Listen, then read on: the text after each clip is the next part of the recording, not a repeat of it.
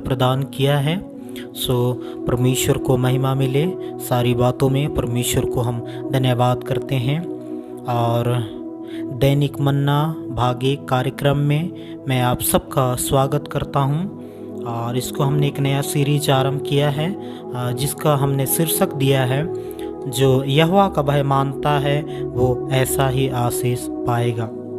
सो आज के इस सीरीज में हम परमेश्वर के वचन से हमने लिया है भजन संहिता उसका 128 अध्याय और पद संख्या 1 से हम 6 तक जो है हमने लिया है। सो परमेश्वर का वचन इस प्रकार से कहता है, क्या ही धन्य है हर एक जो यहोवा का भय मानता है और उसके मार्गों पर चलता है। तू अपनी कमाई को निश्चय खाने पाएगा, तू धन्य होगा और तेरा भला ही होगा। तेरे घर के भीतर तेरी स्त्री फलवंत दाखलता सी होगी, तेरी मेज के चारों ओर तेरे बालक जलपाई के पौधे से होंगे। सुन, जो पुरुष यहोवा का भय मानता हो वह ऐसा ही आशीष पाएगा। यहोवा तुझे सियोन से आशीष देवे और तू जीवन भर यरूशलेम का कुशल देखता रहे, वरन तू अपने नाती पोतों को भी देखने पाए, इज़राइल को शांति मिले। सो परमेश्वर के वचन के लिए हम धन्यवाद करते हैं। यहाँ प्रभु का वचन स्पष्ट रीति से कहता है कि क्या ही धन्य है हर एक जो यहोवा का भय मानता है और उसके मार्गों पर चलता है। सो आज के सीरीज में हम बात करेंगे यहोवा के भय मानने के विषय में कि क्या हम सच में यहोवा का भय मानते हैं, क्या हम सच में परमेश्वर का हम भय मानते हैं। यदि मानते हैं, यदि आपका परिवार मानता है, यदि आप यहोवा परमेश्वर का, अपने सृजनहार का यदि आप भय मानते हैं, तो परमेश्वर का वचन में लिखा हुआ है, तू अपनी कमाई को खाने पाएगा। इस संसार में हम देखते हैं हर एक मनुष्य चाहता है कि जो कुछ वो परिश्रम से करे, चाहे वो नौकरी से हो, खेती से हो, व्यापार से हो या अन्य कामों से हो, उसके विषय वो चाहता है कि जिससे वो परिश्रम करता है उसका भाग वो पाए और अपने जीवन में उसके लिए आनंद का कारण हो। क्या हम सभी नहीं चाहते हैं? हम सभी चाहते हैं, चाहे हम जिस काम को हम करते हों, जिस परिश्रम को हम करते हैं, जिस परिश्रम से हम जुड़े हुए हो, हम सभी चाहते हैं अपने जीवन में कि जिस काम को हम कर रहे हैं उससे जो फल मिले हम उसको निश्चय हम जो है अपने जीवन में उपयोग करें, निश्चय हम उस कमाई को हम खाएं। लेकिन कई बार ऐसा हमारे जीवन में नहीं होता, क्योंकि इस संसार में रहने वाला, मैं मानता हूँ इस संसार में रहने वाला हर एक मनुष्य इसी दृष्टिकोण से परिश्रम करता है, मेहनत करता है कि जिससे वो परिश्रम कर रहा है उससे जो कुछ वो मिले, चाहे धन हो या रोटी हो, जो कुछ हो वो चाहता है कि वो उसे जो है खाए, उसे अपने जीवन में उपयोग करे। लेकिन क्या हमारे साथ ऐसा आज हो रहा है? कितने लोगों का आप दैनिक जीवन को देखिए, सुबह से शाम तक परिश्रम करते हैं, कितने परिश्रम करने के बावजूद भी क्या लोग आज उस परिश्रम के भाग को अपने पास रख पाते हैं? क्या बहुत ऐसा कम है या बहुत ऐसे कम लोग होंगे जिनके साथ ऐसा होता होगा। लेकिन आप सबके लिए मैं खुशखबरी लेकर आया हूं कि परमेश्वर का वचन कहता है कि क्या ही धन्य है हर एक जो यहोवा का भय मानता है और उसके मार्गों पर चलता है। उसके विषय परमेश्वर का वचन स्पष्ट कहता है, तू अपनी कमाई को खाने पाएगा और तू धन्य होगा और तेरा भला ही होगा। हम सभी जानते हैं इस संसार में हमारे अनेकों ज़रूरतें होती हैं। हमको रोटी चाहिए, हमको कपड़ा चाहिए, हमको मकान चाहिए। इन 3 वस्तु को पाने के लिए आज मनुष्य कितने घंटों घंटा परिश्रम करता है, अपने पसीना को बहाता है, अपने शरीर को तकलीफ देता है। लेकिन फिर भी कई बार ऐसे होता है कि अपने आप में वो अपने को आशीषित नहीं समझता है, अपने को धन्य नहीं समझता है। कई बार भलाई उसकी जीवन में, परिवार में, उनके हिस्से में नहीं आती है। अगर ऐसा हो रहा है आज आपके साथ में, तो परमेश्वर की ओर से आपके लिए एक खुशखबरी है। वो ये खुशखबरी है कि आप उस परमेश्वर का, उस यहोवा परमेश्वर का, जिसने इस दुनिया को दिया है, जिसने इस दुनिया में परिश्रम को दिया है, जिसने इस दुनिया में सफलता ठहराया है, जिसने इस दुनिया में काम ठहराया है, यदि हम उसे खोजें, यदि हम उसका कहा माने, यदि हम उसके मार्गों पर चलें, तो निश्चय परमेश्वर का वचन कहता है कि तू अपनी कमाई को खाने पाएगा। आज मैं आप सबसे कहना चाहता हूं, क्या आप अपने परिश्रम से खुश हैं? क्या आप उस परिश्रम से अपने लिए भलाई क्या तय कर पाते हैं? बहुत कम, मैं समझता हूं बहुत ही कम। इसलिए आज इंसान बिल्कुल भाग दौड़ में लगा हुआ है। क्यों उसके पास परिश्रम करने के बावजूद वो अपने आप को आशीषित महसूस नहीं करता है? क्यों उस भलाई को वो नहीं रख पाता है?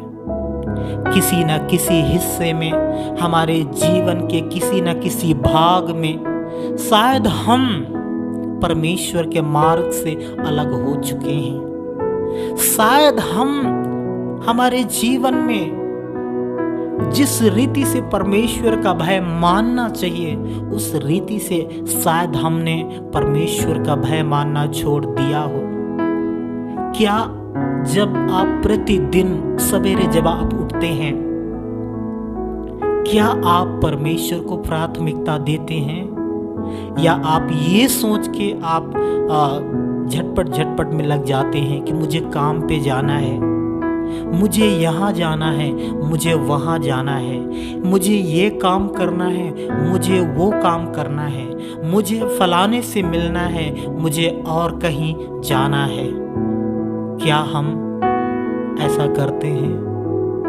हाँ, हम ऐसा करते हैं। कई बार हम अपने जीवन में ऐसा करते हैं। जब उन चीज़ों से, जिससे हम अपनी इच्छा से करते हैं, जब कई बार वो चीज़ें हमारे लिए भलाई लेके नहीं आती है, तब कई बार हम निराश हो जाते हैं। ऐसे समय में आज चाहिए हर एक इंसान को, आज हर एक परिवार को, हर एक मनुष्य को चाहिए कि अपने आप में पूछे, क्या परमेश्वर का स्थान मेरे जीवन में क्या परमेश्वर के अनुसार है? अगर नहीं है तो हम रुकें और थोड़ा सोचें कि मेरे जीवन की प्राथमिकता क्या होनी चाहिए। क्या वो परमेश्वर को मैं प्राथमिकता ना दूं, जिसने मुझे ये जीवन दिया, जिसने मुझे ये दुनिया दी, जिसने मुझे इस संसार में मेरे लिए काम ठहराया। कई बार हम सांसारिक लोगों के समान हो जाते हैं। उन लोगों के समान कई बार हम जीते हैं जो परमेश्वर को नहीं जानते। वे केवल अपने लिए जीते हैं, वे केवल अपने शारीरिक चीज़ों के लिए ही जीते हैं, शारीरिक चीज़ों को पूर्ति करने के लिए ही जीते हैं। उन्हें परमेश्वर से कोई लेना देना नहीं है। लेकिन मैं कहना चाहता हूँ, आप सबसे प्रेम करता है परमेश्वर। चाहे आप एक विश्वासी हो, चाहे आप एक ऐसे व्यक्ति हो जो परमेश्वर को नहीं जानता हो, जो बाइबल को नहीं जानता हो, जो प्रभु यीशु मसीह को नहीं जानता हो, आप सबसे भी मैं कहता हूँ कि परमेश्वर आपसे भी प्रेम करता है। परमेश्वर आपके जीवन में भी भलाई को लाना चाहता है। परमेश्वर चाहता है आप उसके मार्गों में चलें। परमेश्वर अगर हम सच में यदि हम परमेश्वर के मार्ग में चलते हैं, तो निश्चय परमेश्वर हमारे जीवन में भलाई को लेकर आएंगे।